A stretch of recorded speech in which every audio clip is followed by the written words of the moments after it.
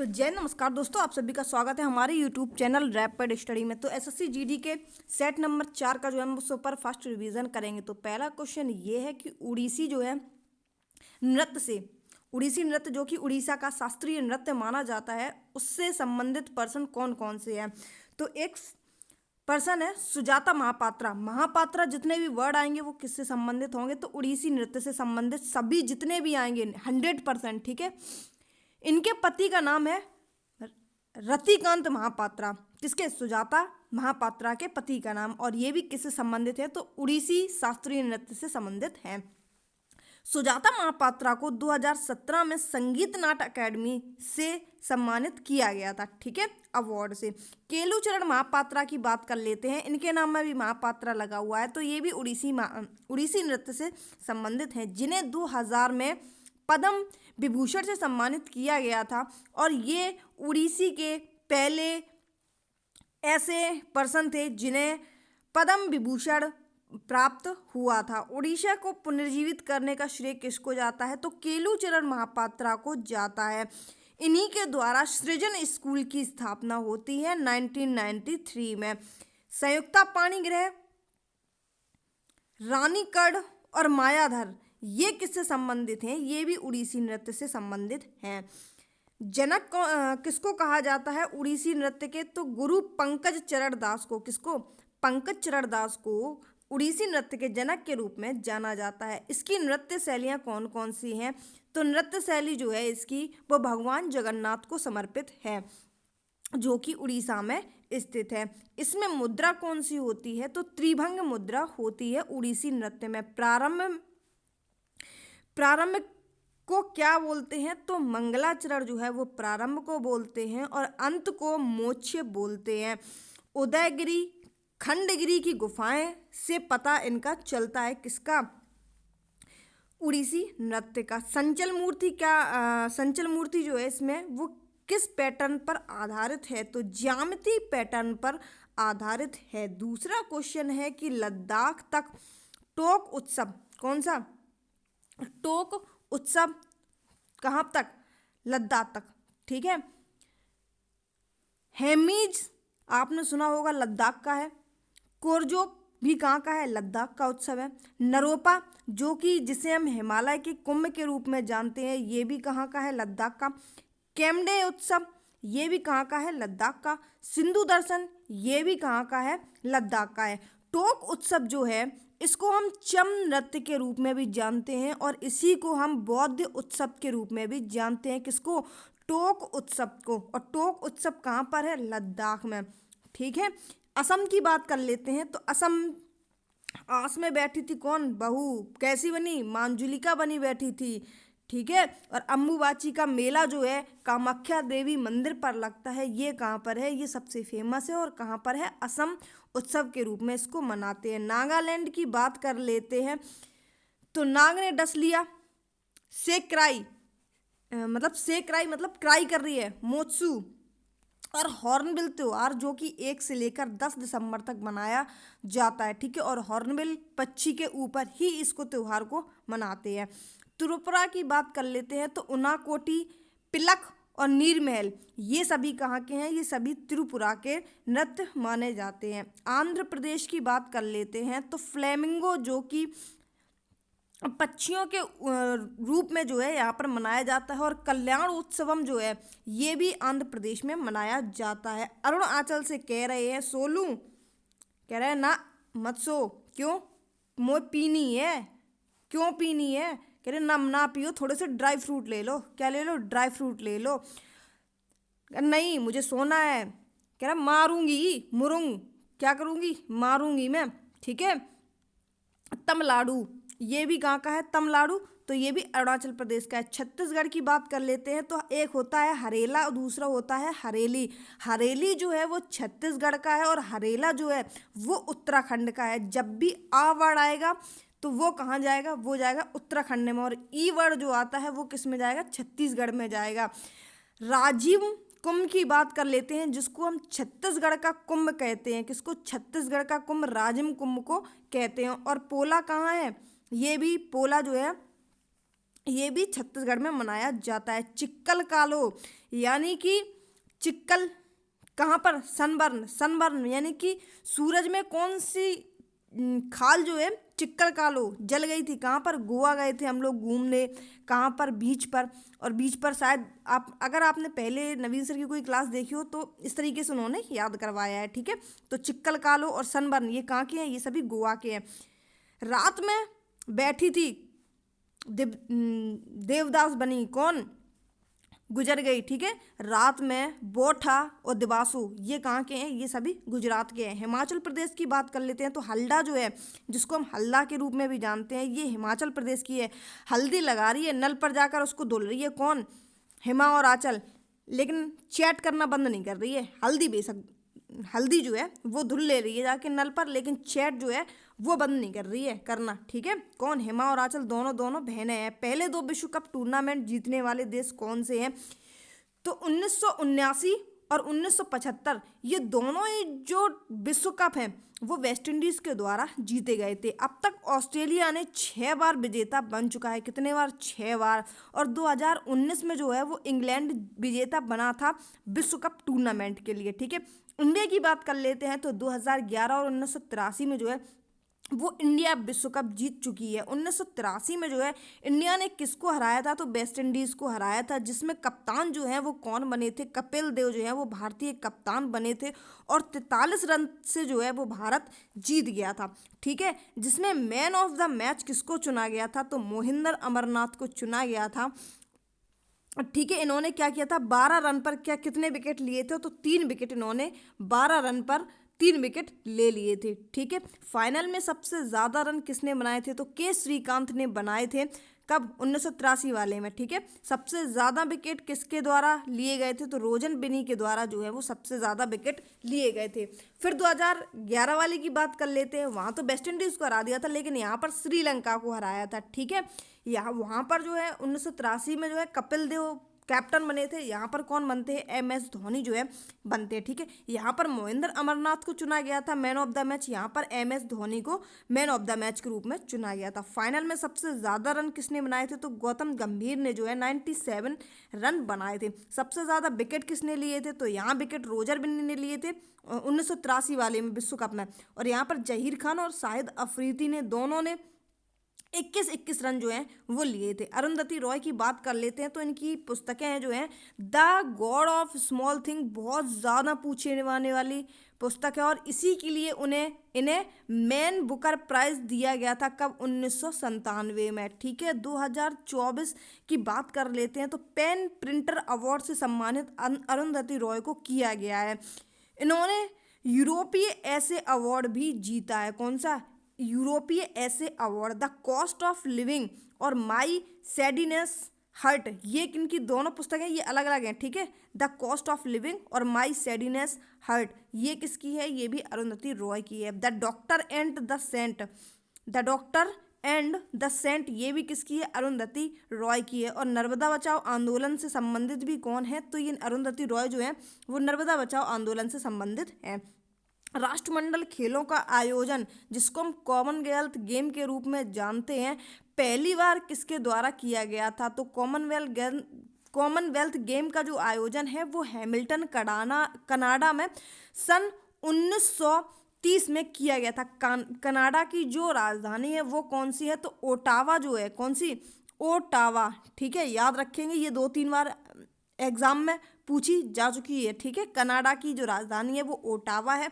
और 2030 में कहाँ पर होंगे राष्ट्रमंडल खेल जो है, वो भी 2030 वाले जो हैं वो हैमिल्टन कनाडा में होंगे। क्योंकि इसको 100 वर्ष पूरे हो जाएंगे, इस वजह से जो है वो लास्ट टाइम जहाँ से शुरू हुए थे 100 वर्ष में वहीं पर किए जाएंगे, इस चीज़ को याद रखेंगे। 2022 में कॉमनवेल्थ गेम कहाँ पर हुए हैं, तो बर्मिंघम में जो है हुए हैं, जिसमें भारत का जो स्थान रहा है वो चौथे नंबर का रहा है, जिसमें 12 गोल्ड, 16 सिल्वर और 23 ब्रॉन्ज जो हैं को टोटल अगर बात करें तो 61 मेडल कॉमनवेल्थ गेम में भारत के द्वारा 4th स्थान पर लाए गए हैं बर्मिंघम कॉमनवेल्थ गेम में। 2026 की बात कर लेते हैं तो ग्लासगो स्कॉटलैंड में इनका आयोजन किया जाएगा। 2010 में आयोजन कहाँ पर हुआ था राष्ट्रमंडल खेलों का, तो इनका आयोजन भारत में किया गया था। पहला पदक जीतने वाला भारतीय कौन है कॉमनवेल्थ गेम में? तो राशिद अनवर जो है, इन्होंने कुश्ती में 74 किलोग्राम की कैटेगरी में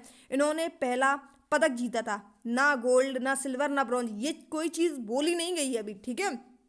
सिर्फ इतना पूछा गया है कि पहला पदक जीतने वाले भारतीय कौन थे कॉमनवेल्थ गेम में? तो कौन है? राशिद अनवर है। अब आती है बात कि पहला गोल्ड मेडल किसने जीता था?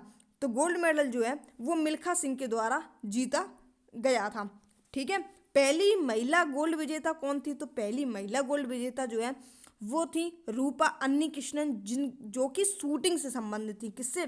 शूटिंग से संबंधित। और मिल्खा सिंह किससे संबंधित है? तो ये एथलीट थे, रनिंग से संबंधित ये हैं, ठीक है। और ये ये रूपा अन्नी कृष्णन किससे संबंधित थी? तो ये शूटिंग से संबंधित थी। भारत ने पहली बार ओलंपिक में भाग कब लिया था? तो 1900 में भारत ने सर्वप्रथम भाग लिया था। और इसी में भारत के एक पर्सन थे नॉर्मन पिजार्ड, जिन्होंने 2 सिल्वर जो है वो जीते थे, ठीक है। इंटरनेशनल ओलंपिक कमेटी की बात कर लेते हैं तो इसकी जो कमेटी है वो 1894 में लुसाने में, कहाँ पर? लुसाने में इसकी स्थापना होती है, जिसके अध्यक्ष वर्तमान समय में थॉमस बॉच हैं। कौन है? थॉमस बॉच है। इसीलिए 23 जून को क्या मनाते हैं हम? इंटरनेशनल ओलंपिक डे के रूप में मनाते हैं। किसको? 23 जून 1894 को ओलंपिक कमेटी की स्थापना होती है, जिसके पहले अध्यक्ष बिकेलस को चुना जाता है और वर्तमान में अध्यक्ष कौन है? तो थॉमस वॉच हैं, ठीक है। 23 जून याद रखेंगे। बाकी हमने आपको बहुत 3-4 चीज़ें बता चुके हैं। फुटबॉल, इंटरनेशनल फुटबॉल डे कब मनाते हैं, इंटरनेशनल जो क्या बोलते, फुटबॉल हो गया, इसके बाद में वॉलीबॉल हो गया, वॉलीबॉल डे कब मनाते हैं, संविधान हत्या दिवस कब मनाते हैं, स्टार्टअप दिवस कब मनाते हैं, ये सभी चीज़ें याद रखनी है जो जो बनाई गई हैं, ठीक है। अभी हाल ही में जो जो चीज़ें स्टार्ट की गई हैं उनको। इंडियन ओलंपिक एसोसिएशन की स्थापना 1927 में न्यू दिल्ली में होती है, जिसके पहले अध्यक्ष JRD टाटा को चुना जाता है और वर्तमान समय में जो अध्यक्ष हैं इंडियन ओलंपिक एसोसिएशन के वो हैं PT ऊषा जी। कौन है? PT ऊषा जी जो है ये है। पहला भारतीय दल ओलंपिक में 5 सदस्य कब चुने गए थे? तो 1920 में चुने गए थे। पहली ध्वजवाहक कौन बनी थी? तो पूर्णिमा बनर्जी जो है पहली ध्वजवाहक बनी थी।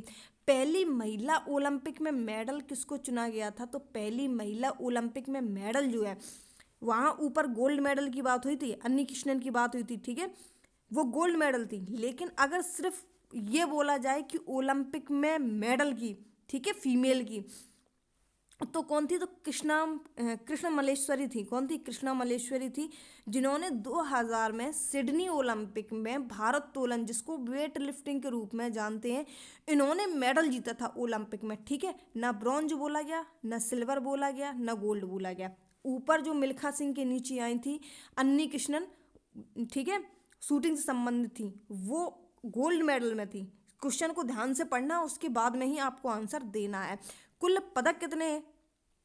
तो 41 पदक जो हैं वो जीते थे, 10 गोल्ड, 10 सिल्वर और 21 ब्रॉन्ज, ठीक है। पेरिस ओलंपिक की बात कर लेते हैं। तो पेरिस ओलंपिक में नीरज चोपड़ा ने भाला फेंक में 89.45 मीटर में इन्होंने गोल्ड मेडल जीता था, ठीक है। इन्हीं के उपलक्ष्य में 7 अगस्त को भाला फेंक दिवस जो है वो मनाया जाता है। 2024 में इंडियन हॉकी टीम ने कांस्य पदक जीता है, वो किसको हराकर? तो हॉकी टीम ने लगभग शायद 42 साल के बाद में इंडिया ने जो है वो कोई पदक हॉकी में जीता था, ठीक है। वो भी कौन सा? ब्रॉन्ज जीता है। किसको हराकर? तो स्पेन को हराकर 2024 में। मनु भाकर की बात कर लेते हैं। तो मनु भाकर ने कितने मेडल जीते हैं? तो 2 मेडल जीतने वाली फीमेल जो है वो मनु भाकर हैं, ठीक है। और कितने मेडल जीते हैं? 2 मेडल। और कौन से? तो सिल्वर मेडल जो है वो जीते हैं। मौलिक कर्तव्य की बात कर लेते हैं। आ जाते हैं रसिया पर, थोड़ा रसिया की बात कर लेते हैं। तो मौलिक कर्तव्य कहाँ से लिए गए हैं? तो मौलिक कर्तव्य जो है वो रसिया के संविधान से लिए गए हैं, जिसके भाग 4 काम है, वर्णन है मौलिक कर्तव्यों का। और आर्टिकल की बात कर लेते हैं तो 51 ए में इसको वर्णित किया गया है। और मौलिक कर्तव्य को जो है वो सरदार स्वर्ण सिंह समिति के द्वारा 42वें संविधान संशोधन 1976 के तहत इसमें जोड़े गए हैं। ठीक है, और सरदार स्वर्ण सिंह समिति में कितने मेंबर थे? तो 12 मेंबर थे, जिसको लागू कब किया गया है? 3 जनवरी 1977 को इसको लागू कर दिया गया था। ठीक है, 11वां मौलिक कर्तव्य कब जोड़ा गया? तो 11वां मौलिक कर्तव्य 86वां संविधान संशोधन 2002 के तहत 11वें मौलिक कर्तव्य को जोड़ा गया, जिसमें ये बात बोली गई कि 6 से लेकर 14 वर्ष के बच्चों को निःशुल्क शिक्षा दी जाएगी, जिसका आर्टिकल 21A है। ठीक है, 2 आर्टिकल है, एक है आर्टिकल 45 और दूसरा है आर्टिकल 21। आर्टिकल 45 में ये बात बोली गई है कि 0 से लेकर 6 वर्ष तक के बच्चों के लिए निःशुल्क शिक्षा है। ठीक है, लेकिन आर्टिकल 21A में ये बोली गई है कि 6 से लेकर 14 वर्ष के बच्चों को निःशुल्क शिक्षा। ठीक है, आर्टिकल 51A के पार्ट नंबर के में है ये बात, और जो कि 11वां मौलिक अधिकार है। ठीक है, कौन सा है? 11वां मौलिक अधिकार है। ठीक है, ये बात ध्यान रखेंगे। इन लोगों का मौलिक अधिकार है ये। पीएम कौन थी मौलिक कर्तव्य के टाइम पर? तो इंदिरा गांधी जो है उस टाइम पीएम थी। राष्ट्रपति कौन थे? तो फखरुद्दीन अली अहमद जो है उस टाइम राष्ट्रपति के रूप में काम कर रहे थे। ठीक है, तुगलक वंश की बात कर लेते हैं। तो तुगलक वंश ओवरऑल जो चला है वो 1320 से लेकर 1414 तक चला है। ठीक है, 1210 से लेकर 1320 तक जो है वो गुलाम वंश चलता है। हमने एक ट्रिक बताई थी, गुल खा तू सैलो। ठीक है, गुल से गुलाम वंश, खा से खिलजी वंश, तू से तुगलक वंश, से सैयद वंश, ला से लोधी वंश।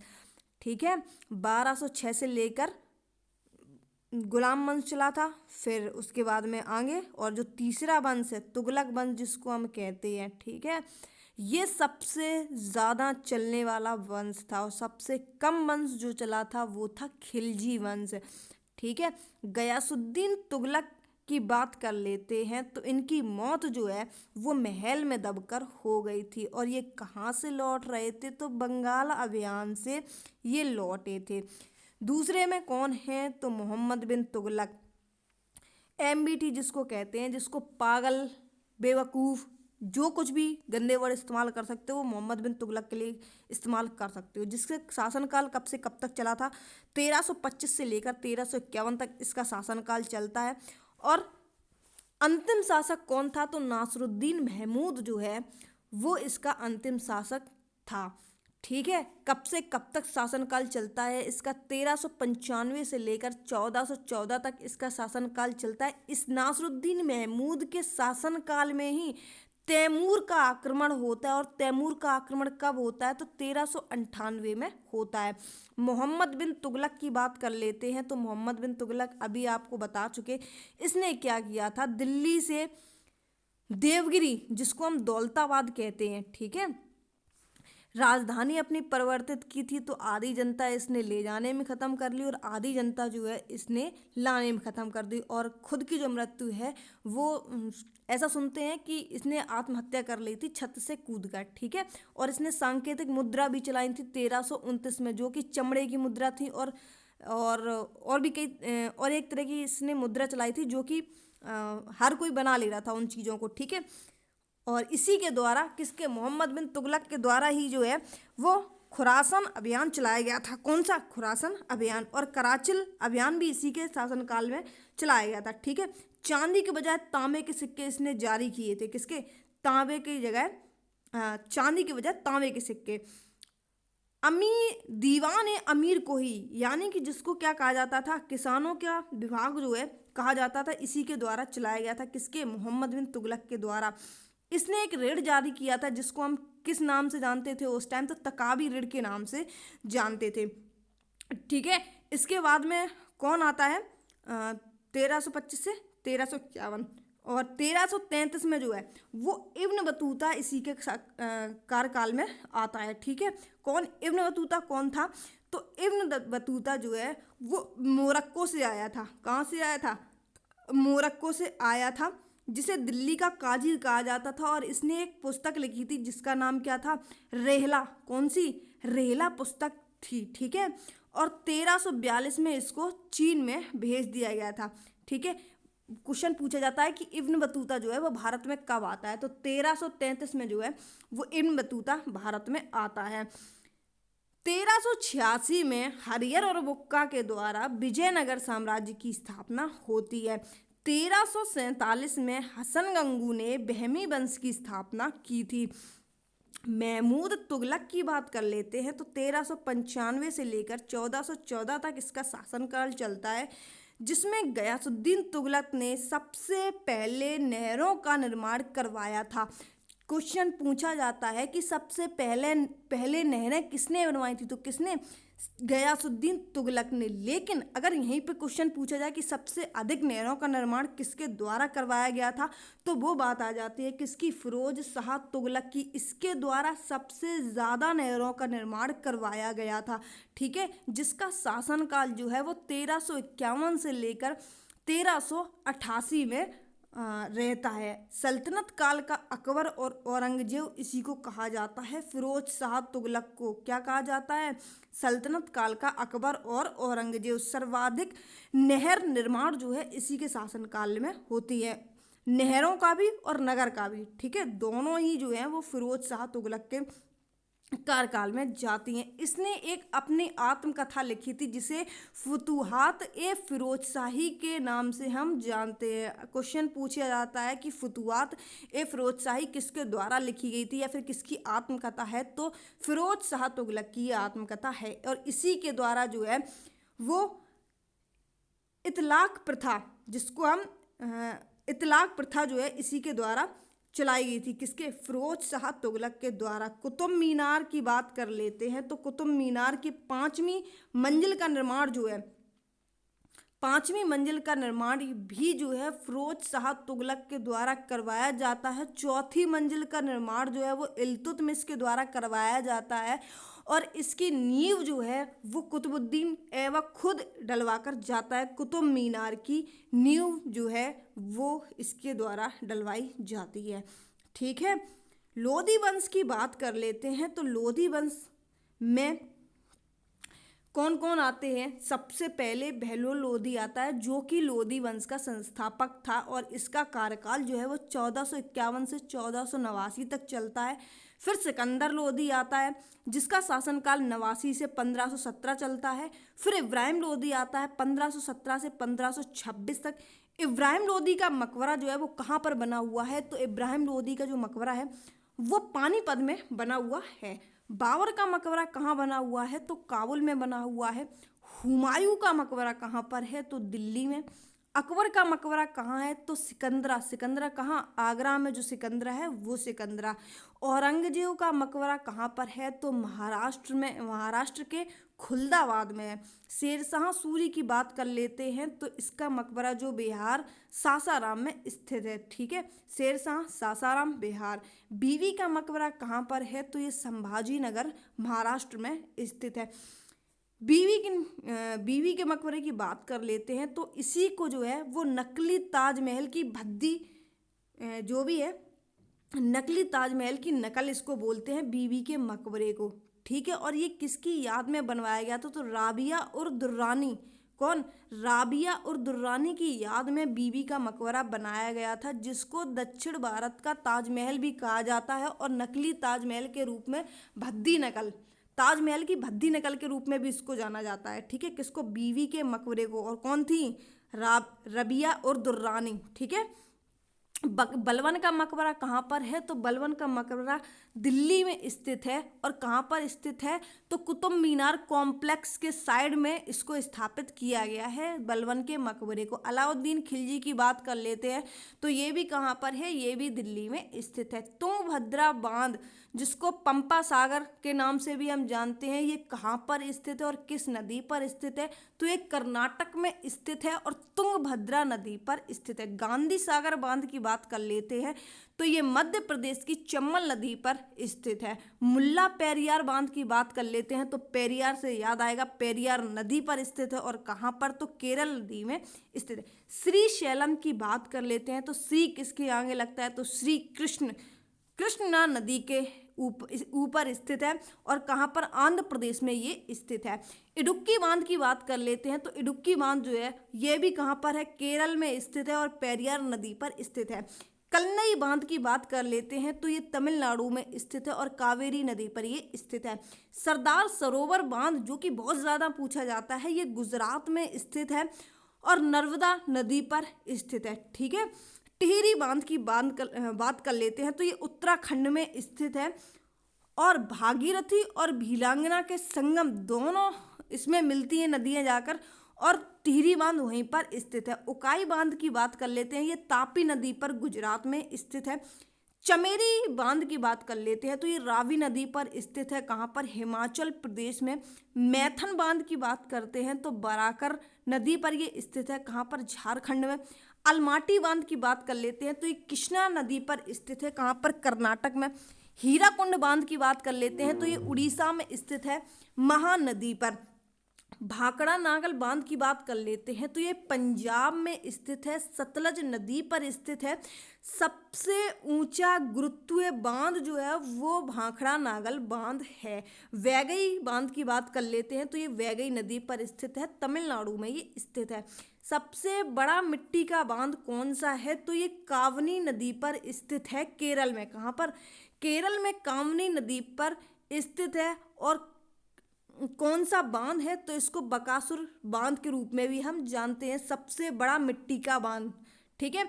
मैट्टूर बांध की बात कर लेते हैं तो मैट्टूर बांध जो है वो कावेरी नदी पर स्थित है, तमिलनाडु में। कहाँ पर? तमिलनाडु में। ऑनवो लेक जब बनती है जब नदी बहुत कम ढाल पर होती है, कौन सी? ऑनवो लेक। ठीक है। सबसे बड़ी ऑक्सबो यानी कि गोखुर झील जो है वो कौन सी है? तो कांवर लेक जो है, जिसको लेक को क्या बोलते हैं? लेक को ही झील बोलते हैं। ठीक है। सबसे बड़ी ऑक्सबो झील कौन सी है? तो बिहार बेगूसराय की झील है। बिहार बेगूसराय में ये कांवर लेक जो है वो स्थित है। एनडीसी जिसको नेशनल डेवलपमेंट काउंसिल के रूप में जानते हैं, इसके अध्यक्ष कौन होते हैं? तो प्रधानमंत्री इसके अध्यक्ष होते हैं, जिसकी स्थापना 6 अगस्त 1952 को होती है और इसी को योजना आयोग बोलते हैं। किसको? नेशनल नहीं, ये योजना आयोग के समर्थन के लिए बनाई गई थी एनडीसी। ठीक है। किसके? योजना आयोग के लिए। योजना आयोग आता कब है? तो 2015 में योजना आयोग जो है वो आता है। ठीक है। किसको? पंचवर्षीय योजना को खत्म करके। ठीक है। इसको बनाया जाता है जब 12वीं पंचवर्षीय योजना चल रही थी 2012 से लेकर 2017 तक, इसी को 2015 में बीच में स्टॉप करके योजना आयोग बना दिया गया था। जीडीपी की बात कर लेते हैं, जिसका फुल फॉर्म जो है ग्रॉस डोमेस्टिक प्रोडक्ट होता है। इसका मतलब क्या होता है कि एक वर्ष के भीतर जो मौद्रिक और गैर मौद्रिक वस्तुएं और सेवाओं का कुल मूल्य जो है, इसी को कहा जाता है जीडीपी को। राष्ट्रीय आय की बात कर लेते हैं, यानी कि नेशनल इनकम जिसको हम कहते हैं। एक वर्ष के भीतर जो मौद्रिक और गैर मौद्रिक वस्तुओं को सेवाओं का मौद्रिक मूल्य है, ठीक है, उसी को हम राष्ट्रीय आय कहते हैं। निकालते कैसे हैं? जीडीपी बराबर क्या होता है? आई। आई क्या बोलते हैं? इन्वेस्टमेंट। जी मतलब गवर्नमेंट। इन्वेस्टमेंट को जोड़ लें, गवर्नमेंट को जोड़ लें, प्लस एक्सपोर्ट और इंपोर्ट। एक्सपोर्ट में से इंपोर्ट को जो है वो घटा देते हैं तो जीडीपी जो है वो निकल आती है। इस इन्वेस्टमेंट को देखना है, हम मतलब इन्वेस्टमेंट को हमको इसमें ऐड करना है और इसको कंजम्पशन को, किसको? कंजम्पशन को, इन्वेस्टमेंट को और गवर्नमेंट, इन तीनों को हमको जोड़ के एक्सपोर्ट में से इंपोर्ट को घटा देना है। ठीक है। जीडीपी का मतलब क्या होता है? गणना वर्तमान मूल्य पर इसकी की जाती है। क्या होता है? इसकी गणना जो है जीडीपी की वो वर्तमान मूल्य पर की जाती है। पृथ्वी पर मनुष्य द्वारा डाला गया दाव न्यूनतम है जब वह जमीन पर सोया होता है। ठीक है। मनुष्य द्वारा डाला गया दाव न्यूनतम है जब जमीन पर सोया हो। इसके बाद में जिप्सम का सूत्र क्या होता है? रासायनिक सूत्र। जिप्सम को हम क्या बोलते हैं? CaSO4 × 2 H2O इसको बोलते हैं, किसको, जिप्सम को। Na2CO3 का फुल फॉर्म क्या, मतलब क्या बोलते हैं इसको, वॉशिंग सोडा, जिसको हम बोलते हैं सोडियम कार्बोनेट। ठीक है, खाने का सोडा क्या होता है, नाको, जिसको हम बोलते हैं सोडियम बाई कार्बोनेट। ठीक है, NaHCO3 इसको हम बोलते हैं, किसको, खाने वाले सोडे को। और वॉशिंग सोडा यानी कि धोने वाले सोडे को सोडियम कार्बोनेट, और खाने वाले सोडे को सोडियम बाई कार्बोनेट।